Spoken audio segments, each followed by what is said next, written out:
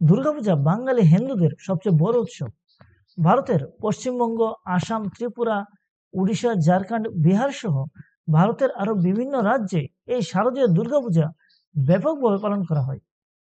আপনি দেখবেন যেখানে একটি ছোটখাটো বাঙালি পপুলেশন রয়েছে, সেখানেই এই শারদীয় দুর্গাপূজা খুব জাঁকজমকভাবে পালন করা হয়। ভারতের বাইরে সবচেয়ে বেশি ব্যাপকভাবে এই দুর্গাপূজা পালন করা হয় বাংলাদেশে। আপনি যদি রিপোর্ট দেখেন তাহলে দেখবেন 2023 সালে সমগ্র বাংলাদেশে 32,000-এরও বেশি পূজা মণ্ডপে এই দুর্গাপূজা উদযাপন করা হয়েছিল।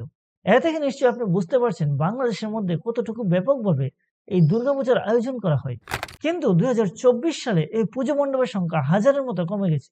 এই পুজো মণ্ডপ কমার পেছনে একটি বড় কারণ হলো 2024 সালে শেখ হাসিনা সরকারের পতনের পর থেকে উগ্র ইসলামিক মৌলবাদীদের দ্বারা হিন্দুদের উপর অত্যাচারের পরিমাণ অনেক বেড়ে গেছে এবং বাংলাদেশের বিভিন্ন এলাকায় হিন্দুদের ঘরবাড়ি, ব্যবসা প্রতিষ্ঠান এবং ধর্মীয় স্থানে আক্রমণ, ভাঙচুর সহ আগুন দিয়ে পুড়িয়ে দেওয়া হয়। প্রথম আলোর ইনভেস্টিগেশন অনুসারে 2024 সালের 5 আগস্ট থেকে 20 আগস্টের মধ্যে 1000-এরও বেশি ঘরবাড়ি ও ব্যবসা প্রতিষ্ঠানে এবং 20টিরও বেশি ধর্মীয় প্রতিষ্ঠানে আক্রমণ করা হয়। আমরা যদি 2024-কে ক্যালেন্ডার থেকে বাদও দিই, আপনি দেখবেন প্রতি বছর প্রতিমা নির্মাণের শুরু থেকেই বাংলাদেশের কোনো না কোনো প্রান্ত থেকে প্রতিদিন প্রতিমা ভাঙচুরের খবর আসছে।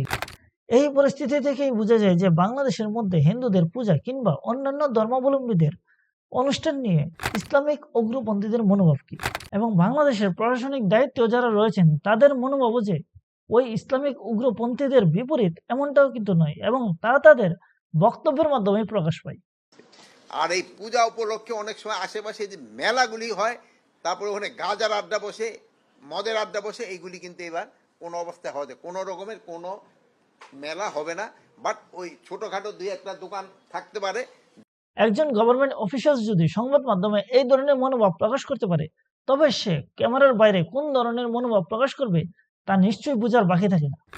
আপনার কাছে যদি তথ্য থাকে যে পূজার মধ্যে যে মেলা হয়, ওই মেলায় মদ কিংবা গাঁজার আড্ডা বসে, তবে আপনাকে ওই মদ কিংবা গাঁজার আড্ডা বন্ধ করার ব্যবস্থা নেওয়া উচিত নাকি ওই মেলা বন্ধ করা উচিত? আজকে আপনি বলছেন যে পূজার কারণে মেলা হয় এবং ওই মেলায় মদ কিংবা গাঁজার আড্ডা বসে, তাই মেলাকে বন্ধ করা উচিত। আগামী দিনে আপনি এও বলতে পারেন দুর্গাপূজার কারণে মেলা হয়, তাই দুর্গাপূজাকেই বন্ধ করা উচিত। তাহলে আপনি এখানে দেখেন, এটি 2020 সালের ঘটনা। বাংলাদেশের উত্তরের কয়েকটি জেলায় ঈদ উল ফিতরের ছুটিতে মদ পান করে 14 জনের মৃত্যু হয়েছে। একইভাবে 2024 সালে বাংলাদেশের নওগাঁও জেলায় ঈদ উল ফিতরের মধ্যে ভেজালযুক্ত মদ পান করায় 3 জনের মৃত্যু হয়েছে, এবং 2025 সালে বাংলাদেশের সাতক্ষীরায় ঈদের মধ্যে ভেজালযুক্ত মদ পান করে 3 জনের মৃত্যু হয়েছে।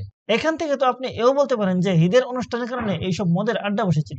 তাহলে কি আপনি ঈদের অনুষ্ঠান বন্ধ করার পদক্ষেপ নেবেন? তাছাড়া আপনি দেখেন, পূজা শুরুর আগে সরকারের পক্ষ থেকে নির্দেশনা জারি করা হয় যে আজানের সময় পূজার কার্যকলাপ বন্ধ রাখতে হবে, কারণ পূজার কার্যকলাপে আজানের সমস্যা হবে। কিন্তু দিনে 5 বার লাউডস্পিকার লাগিয়ে আজান দিলে অন্য ধর্মাবলম্বীদের প্রার্থনার কোনো সমস্যা হয় না। আর এইসবের পরেও বাংলাদেশের হিন্দুরা যে সুষ্ঠুভাবে পূজা পার্বণে অনুষ্ঠান পালন করতে পারে, এমনটাও কিন্তু নয়। এর কারণ হলো বাংলাদেশ সরকার যদিও দাবি করে যে বাংলাদেশ একটি ধর্মনিরপেক্ষ দেশ এবং যারা ধর্মীয় সহিষ্ণুতা নষ্ট করার চেষ্টা করবে তাদের বিরুদ্ধে কঠোর ব্যবস্থা নেওয়া হবে, তা শুধু মুখে মুখে, কিংবা আপনি বলতে পারেন তা শুধু একতরফা। কারণ আপনি দেখেন, ধর্ম অবমাননার নাম দিয়ে বিভিন্ন মিথ্যা মামলায় ফাঁসিয়ে প্রতি বছর অসংখ্য হিন্দুকে জেলে পাঠানো হয়, কিন্তু হিন্দুদের মন্দির কিংবা মূর্তি ভাঙার জন্য কাউকে আইনের দ্বারস্থ হতে হয় না। পরিষ্কার বলছি, আমরা ভাস্কর্য বিরোধী। এবং এইসব ঘটনা ধর্ম অবমাননার মধ্যেও পড়ে না, বরং সরকার তাদের এইসব কাজে সাহায্যের জন্য এগিয়ে আসে। আর হিন্দুদের প্রতি এমন নীতি যে শুধু এই সরকারের, এমনটাও কিন্তু না। বাংলাদেশের ইতিহাসে যত সরকারই এসেছে তারা ঠিক একই নীতিতে কাজ করেছে। আপনাদের হয়তো এখনো মনে আছে 2021 সালে বাংলাদেশের কুমিল্লার দুর্গা পান্ডালের মধ্যে কোরআন রাখাকে কেন্দ্র করে কি চক্রান্ত করা হয়েছিল এবং তারপর হিন্দুদের উপর কি পরিমাণ অত্যাচার করা হয়েছিল।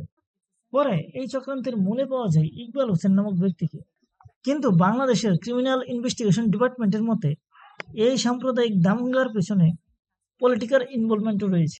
এখন 2025, আমরা শুধু আশা করতে পারি দিনে 5 বার পূজার কার্যকলাপ বন্ধ রেখে বাংলাদেশের হিন্দুরা এই বছরের দুর্গাপূজা কোনো প্রকার আত্মবলিদান ছাড়া সম্পন্ন করতে পারবে, যার সম্ভাবনা খুবই কম।